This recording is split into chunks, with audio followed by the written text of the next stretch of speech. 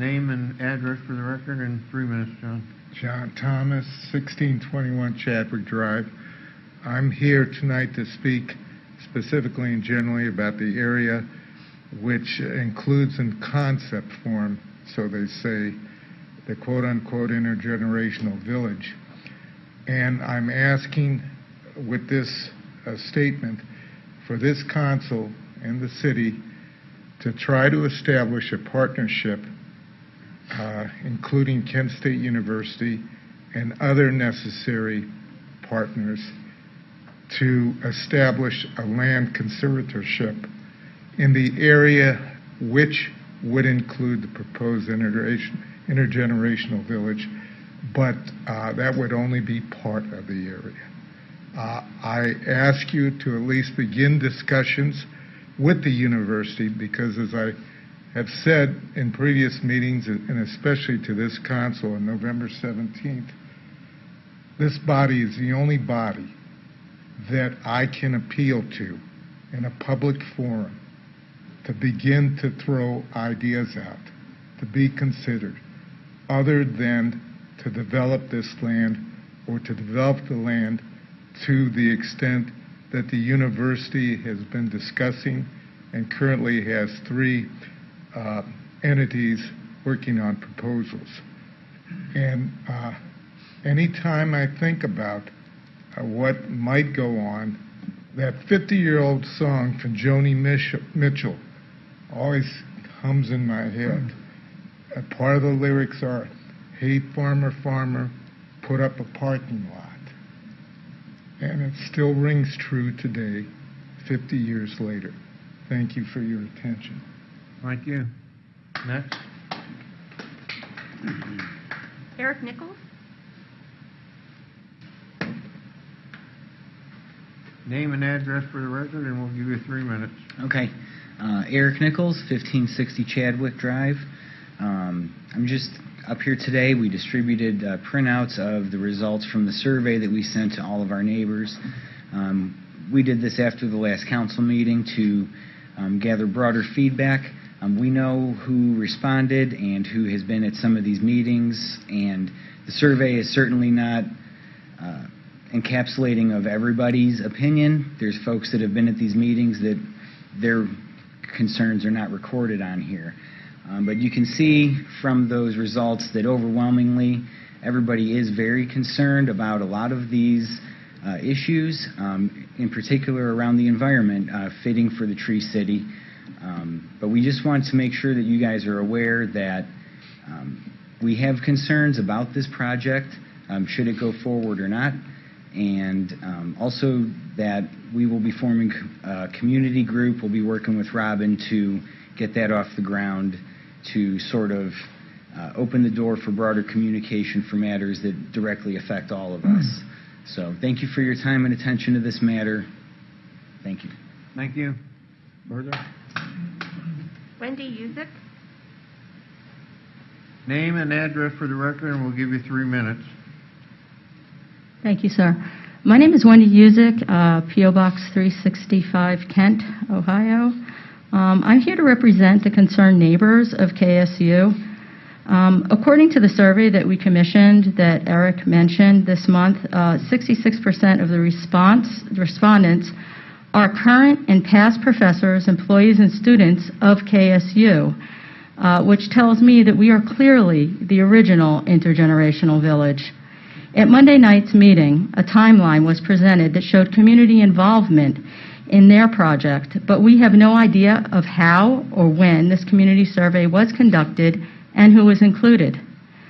Since KSU claims that they want to build trust with their neighbors, the time for transparency and inclusion should have been at the beginning of the planning of this project so that community residents would not have been left feeling as if they missed the train. Most questions went unanswered at the October meeting and again at the December meeting. Most of the neighbors left Monday's meeting feeling censored, patronized, and cut off when questions were asked. The panel consistently deferred our questions and concerns to the tender mercies of a yet-to-be-selected developer. It seemed as if the meeting was just another formality to add to the PowerPoint timeline and claimed that the community was consulted. In doing this, KSU is abdicating responsibility and leaving the community with an extreme sense of unease. So why am I here tonight? I believe that KSU needs to include community on their steering committee first and foremost. That the developers should see the concerned neighbors' concerns via that survey before even drafting a first proposal, because it makes no sense to me to include the community in conversation after the proposals have been made, according to KSU's guidelines.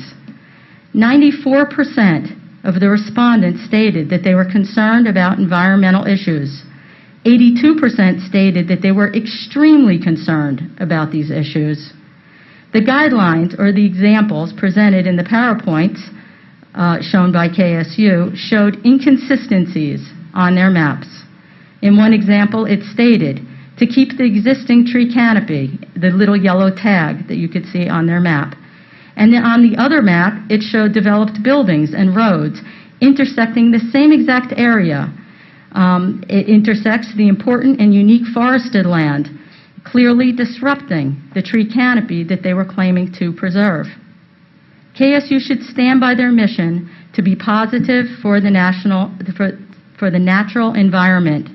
But the definitions that were provided on Monday night's meeting only referred to the human environment. There was no reference to preserving and protecting this forested land without disrupting the existing tree canopy or adversely affecting the drainage of these vernal ponds and wetlands.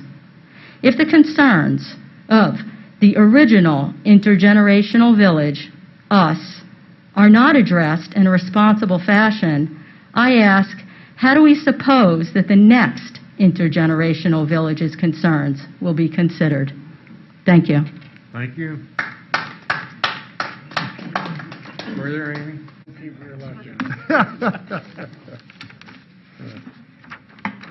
Yeah.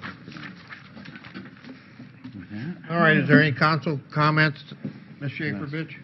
Yeah, I want to speak to the issue of housing in Kent. And I attended the meeting on Monday and the meeting before that, and I want to say that we've had numerous discussions with Kent State University as one potential partner in developing new housing or redeveloping or fixing up the existing housing over several years' time. So I was pretty excited about the Intergenerational Village when it came up. And on Monday, I said that it's important to listen to the concerns of the neighbors and that we think better together. One example of that thought process, thinking better together, was brought up tonight with the idea of the land conservatorship, which is an example of innovative thinking, you know, a third way of doing things. I'm not sure if that can be done. I'm not sure of the ins and outs of the regulations or whatever. But I do want to say that, you know, it's really important to expand housing choices in the city. It's difficult to survey the people that want to live in the city of Kent but can't find the right kind of housing, or want to stay in the city of Kent but are forced to go somewhere else because their housing needs aren't being met. So I know I'm going to continue to work towards that expansion of housing options, safe and decent housing, some affordable housing for sure, and just, you know, it's something that we, with or without the intergenerational village, whether that comes to pass, this is something we need to really understand as a community, that we had a housing study done. It showed that we are deficient in certain kinds of housing, and that, you know, the housing has to be put somewhere. I mean, we can look at redevelopment. That's expensive. We don't have very much land remaining that doesn't have something on it. So I just want to say that there are multiple sides to the issue, And I really hope that we can embrace the idea that, Kent has become a city that people want to live in, and maybe it's important to look at how we can make that happen. Okay, anybody else? Robin? And listening to a lot of things that have come forward, You might want to use your... oh, I'm sorry. Thank you, Heidi. There's another issue to me, which goes beyond what Heidi says on target about the housing and everything. But there's an elephant in the room. It's our relationships and how we build relationships with perhaps the biggest institution and the one which is so beneficial to the city. It's transformative. It makes us what we are. Otherwise, and that's not a knock on Ravenna, but we would be another city. And we're going to have to start trying to do a better job in town gown, communicating our concerns, but also not being as cynical about the university. I've had issues that I've gone to with people, and that has popped up. And I ask them, I mean, what has the university done this year? Well, it's what I heard. It's May 4th. It's these things that have happened before or just heard about or spoken of. And I remember Harry Truman said something a long time ago. Imagine if we got rid of all the cynicism and we could work together, what a world this would be. And I think we have that opportunity, whether it's with race, whether it's with our, whether or not it's actually accurate, our feelings about the university. I think, first off, we ought to find out. But communication is huge. And I'm just looking at this right now. We have an opportunity to try to do some things. I don't know ultimately whether an intergenerational village could work here. I think that we've got the staff with Bridget, these guys that have immense knowledge about this and can help bring it along. But man, we got to have partners. We got to be able to work with people. We got to be able to work with the university. We got to be able to, if we're going to do big things and become a bigger community, these are the things that we have to do. We got to get beyond the negativism. We got to get beyond those things which can bind us up and stop us from moving forward. So coming into this new year, I'm hopeful that next year will allow us that opportunity, and we will be able to take advantage of it. And we will be able to move our community forward. On race, I think Geraldine gave us, or Dr. Nelson gave us an opportunity to be inclusive, which we would have been based on race. Now we can be based on inclusion. That's good for Kent. The opportunity for working with our university, irrespective of what happens now with the Intergenerational Village, and I am a little skeptical, but I think, man, we've got to work with the university to do better. It creates greater opportunities for us. So let's take that up coming into the new year. Thank you, Mayor. All right. Gwen, you had your hand up? I did, yeah. Just real quickly, Joan Seidel's not here, so I just want to point out. She's here. Or She's Joan, here. She there is. you are. You're behind a post. Joan, well, Always got a post. sorry about that. I just wanted to point out our healthcare workers are maxed out. Our hospitals are literally full, and we're inching closer to 1 million Americans dying of COVID. We have vaccines available. The booster shot is effective and incredibly important, especially as we're looking toward a new variant that's coming through. It's very contagious. I'm not a medical doctor. but I do know that the science is there to protect people's lives. I would love to see everybody have a very happy and healthy new year, and I think part of that is going to be getting a booster shot. So if you haven't already, please consider it. And to all of our healthcare workers, thank you so much for doing an incredibly difficult job for so terribly long. So thank you. Okay, Garrett, you had your hand up? I just, I like the mayor likes to give me a hard time for being late, but I have 2 kids in activities, and I had to mention that tonight. I tried to make both of them. One was a diving meet, and the other one, we have one of the top 10 gems within the city of Kent for all the good things we have. Dr. Repke is the leader of the Kent Roosevelt Bands and Orchestra. Tonight and Friday at the school at lunch, and it's open to the public, they're going to perform the Christmas Pops Orchestra or band is performing at lunch, and I will tell you, if you are not in the Christmas spirit, you should go see them perform because they're absolutely excellent. It's fun, it's energetic, and it's a testament to Dr. Repke and the work he does with the kids. It's phenomenal, and I wish everybody could see that. And you should look on the Kent or the city school calendar if you have any interest in music for any event that they do. They're all open to the public, and it'll blow you away how talented they are. So I hope that everybody does that, and wish everybody a happy holidays. Roger. Yes.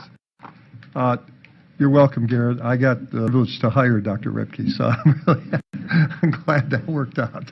I just want to piggyback a little bit on what Robin had to say about the meeting on Monday night. I think, as representatives of our community, and I think we all do this, we try to put ourselves into the shoes of the people. And the people who are there are, who have lived there forever. I mean, I've lived on my little place in Elno since 1975, and I can imagine if there was a big housing development coming in that I understand the emotional side of that. That's a disruption to a regular way of life.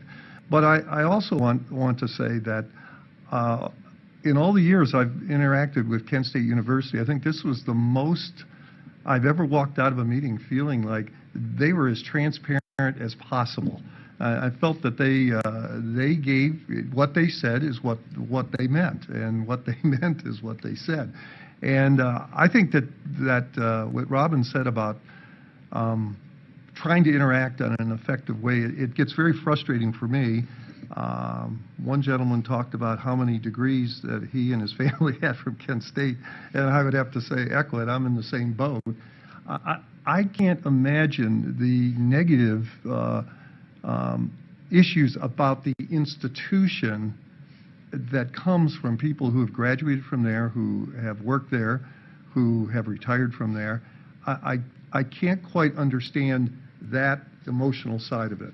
I can understand the emotional side of, oh gosh, we don't know what this is going to look like. We don't know, it's going to change our neighborhood and all that type of stuff. Because I feel at this point, and I'm not just saying this because we have a new president or whatever, I just think that Kent State there were communication missteps, but they weren't intentional. They were a part of a larger plan that was put out 4 years ago, Dave, I think, when the first master plan came out. And the Intergenerational Village was a small part of that larger master plan. And as you know, Jim has led the process on the East Main Street. And I think what happens is, and I'm just as guilty of it as anyone else, that's a lot to take in.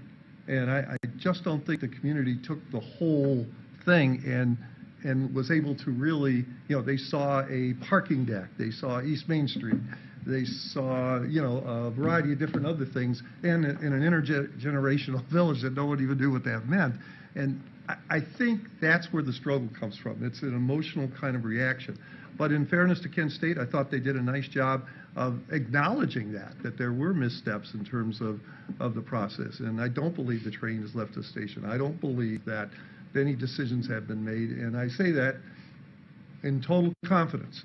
I can tell you that a few years back, I may not have been able to say that, and some of you remember my little tirade at the the Bowman breakfast about we need to all work together. We're in a partnership with our university, and I was pleading with the university to look at it as a working partnership, and that we looked at it that way. I wanted to assure them that we were looking at it that way. So I think that these are the type of issues that more conversations needed. I have some questions along, I'm sure what the neighbors have. I have questions too about the viability, the feasibility. I have less questions about the impact on the total town, but I do have great questions about the impact on that neighborhood and how do we mitigate that thing. And I think Kent State is very open to that. So, you know, ending the year with trying to better our community, whether it be race relations, whether it be